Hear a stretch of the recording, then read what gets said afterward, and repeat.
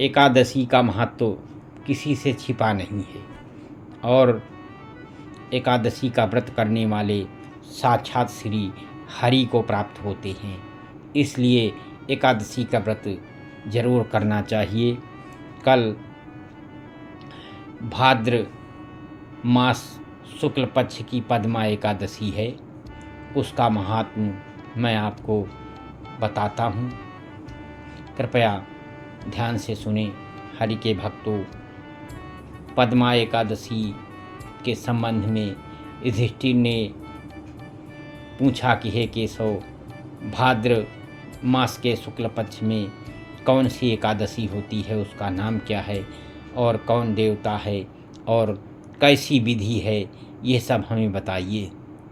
तो भगवान श्री कृष्ण बोले कि राजन, इस विषय में तुम्हें आश्चर्यजनक कथा सुनाता हूँ,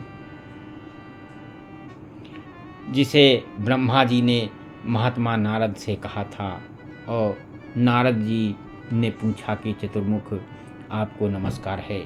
मैं भगवान श्री विष्णु की आराधना के लिए आपके मुख से पद्मा एकादशी की कथा सुनना चाहता हूँ।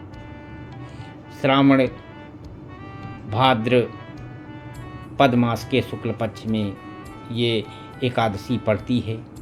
ब्रह्मा जी ने कहा कि मुनिश्रेष्ठ, तुमने बहुत उत्तम बात पूछी है, क्योंकि वैष्णव जो ठहरे, इसलिए भादों के शुक्ल पक्ष की एकादशी पद्मा के नाम से जो जानी जाती है, उस दिन भगवान ऋषिकेश की पूजा होती है। यह उत्तम व्रत अवश्य करने योग्य है। सूर्यवंश में मानधाता नामक एक चक्रवर्ती राजा सत्य प्रतिज्ञ और प्रतापी हुए थे। वे प्रजा का अपने औरस पुत्रों की भांति धर्मपूर्वक पालन किया करते थे। उनके राज्य में अकाल नहीं पड़ता था और मानसिक यातनाएं, चिंताएं नहीं सताती थी और व्याधियों का भी कोई प्रकोप नहीं होता था। उनकी प्रजा निर्भय तथा धन धान से समृद्ध और राजा के कोष में बराबर धन का संग्रह होता रहता था। उनके राज्य में समस्त वर्णों और आश्रमों के लोग अपने अपने धर्म में लगे रहते थे। मानधाता के राज्य की भूमि कामधेनु के समान फल देने वाली थी। उनके राज्य करते समय प्रजा को बहुत सुख प्राप्त होता था। एक समय किसी कर्म का फल भोग प्राप्त होने पर राजा के राज्य में 3 वर्षों तक वर्षा नहीं हुई। इससे उनकी प्रजा भूख से पीड़ित हो नष्ट होने लगी। तब संपूर्ण प्रजा ने महाराज के पास आकर के कहा कि नृपश्रेष्ठ, आपको प्रजा की बात सुननी चाहिए। पुराणों में मनीषी पुरुषों ने जल को नाग कहा है, जल को नारा कहा है और वह नारा ही भगवान का अयन निवास स्थान है। इसलिए वे नारायण कहलाते हैं। नारायण स्वरूप भगवान विष्णु सर्वत्र व्यापक रूप में विराजमान हैं। वे ही मेघ स्वरूप होकर के वर्षा करते हैं और वर्षा से अन्न पैदा होता है और अन्न से प्रजा जीवन धारण करती है। नरश्रेष्ठ, इस समय अन्न के बिना प्रजा का नाश हो रहा है, अतः ऐसा कोई उपाय कीजिए जिससे हमारे योग क्षेम का निर्वाह हो सके। राजा ने कहा कि आप लोगों का कथन सत्य है, क्योंकि अन्न को ब्रह्मा कहा गया है। अन्न से प्राणी उत्पन्न होते हैं और अन्न से ही जगत जीवन धारण करता है। लोक में बहुधा ऐसा सुना जाता है तथा पुराण में भी बहुत विस्तार के साथ इस प्रकार का वर्णन है। राजाओं के अत्याचार से प्रजा को पीड़ा होती है, किंतु जब मैं बुद्धि से विचार करता हूँ तो मुझे अपना किया हुआ ही कोई अपराध नहीं दिखाई देता। फिर भी मैं प्रजा का हित करने के लिए पूर्ण प्रयत्न करूँगा। ऐसा निश्चय करके राजा मानधाता इन्हें गिने व्यक्तियों को साथ में ले करके विधाता को प्रणाम करके सघन वन की ओर चल दिए और वहाँ जा कर के मुख्य मुख्य मुनियों और तपस्वियों के आश्रमों पर घूमते फिरे। एक दिन उन्हें ब्रह्मापुत्र अंगिरा ऋषि का दर्शन हुआ। उन पर दृष्टि पड़ते ही राजा हर्ष से भर करके अपनी वाहन से उतर पड़े और इंद्रियों के वश में रखते हुए दोनों हाथ जोड़ करके उन्होंने मुनि के चरणों में प्रणाम किया।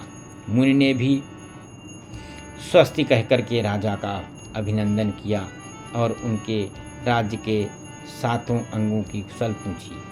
राजा ने अपनी कुशल बता करके मुनि के स्वास्थ्य का समाचार पूछा। मुनि ने राजा को आसन और अर्घ्य दिया। उन्हें ग्रहण करके जब वे मुनि के समीप बैठे तो उन्होंने इनके आगमन का कारण पूछा। तब राजा ने कहा कि भगवान, मैं धर्मानुकूल प्रणाली से पृथ्वी का पालन कर रहा था, फिर भी मेरे राज्य में वर्षा का अभाव हो गया। इसका क्या कारण है, इस बात को मैं नहीं जानता। तो ऋषि बोले कि राजन, ये सब युगों में उत्तम सतयुग है। इसमें सब लोग परमात्मा के चिंतन में लगे रहते हैं तथा इस समय धर्म अपने चारों चरणों से युक्त होता है। इस युग में केवल ब्राह्मण ही तपस्वी होते हैं, दूसरे लोग नहीं। किंतु महाराज, तुम्हारे राज्य में यह शूद्र तपस्या करता है, इसी कारण मेघ पानी नहीं बरसाते। तुम इसके प्रतिकार का यत्न करो, जिससे यह अनावृष्टि का दोष शांत हो जाए। राजा ने कहा कि मुनिवर, एक तो यह तपस्या में लगा है, दूसरे निरपराध है, अतः मैं इसका अनिष्ट नहीं करूँगा। आप उक्त दोष को शांत करने वाले किसी धर्म का उपदेश कीजिए। ऋषि बोले, राजन, यदि ऐसी बात है तो एकादशी का व्रत करो और भाद्रपद मास के शुक्ल पक्ष में जो पद्मा नाम से विख्यात एकादशी होती है, उसके व्रत के प्रभाव से निश्चय ही उत्तम वृष्टि होगी। और नरेश, तुम अपनी प्रजा और परिजनों के साथ इसका व्रत करो। ऋषि का यह वचन सुन करके राजा अपने घर लौट आए। उन्होंने चारों वर्णों के समस्त प्रजाओं के साथ भादों के शुक्ल पक्ष की पद्मा एकादशी का व्रत किया। इस प्रकार व्रत करने पर मेघ पानी बरसाने लगे, पृथ्वी जल से भर गई और हरे भरे खेतों में शोभा होने लगी। उस व्रत के प्रभाव से सब लोग सुखी हो गए। भगवान श्री कृष्ण कहते हैं कि राजन, इस कारण इस उत्तम व्रत का अनुष्ठान अवश्य करना चाहिए। पद्मा एकादशी के दिन जल से भरे हुए घड़े को वस्त्र से ढक करके दही और चावल के साथ ब्राह्मण को दान देना चाहिए। साथ ही छाता और जूता भी देना चाहिए। दान करते समय निम्नांकित मंत्र का उच्चारण करें कि नमो नमस्ते गोविंद बुध श्रवण संग कहा औषधम संचयम कृत्वा सर्वशंख प्रदो भव अभुक्त मुक्तिम प्रदश्चैव लोकानाम सुखदायकः। बुधवार और श्रवण नक्षत्र के योग से युक्त द्वादशी के दिन बुध श्रवण का नाम धारण करने वाले भगवान गोविंद, आपको नमस्कार है, नमस्कार है। मेरी पाप रास का नाश करके आप मुझे सब प्रकार के सुख प्रदान करें। आप पुण्य आत्माओं को भोग और मोक्ष प्रदान करने वाले तथा सुखदायक हैं। राजन, इसके पढ़ने और सुनने से मनुष्य सब पापों से मुक्त हो जाता है, इसलिए इसका अवश्य पढ़ना चाहिए। लक्ष्मी नारायण नारायण हरि हरि, श्रीमन्नारायण नारायण हरि हरि, तेरी लीला सबसे न्यारी न्यारी की हरी हरी।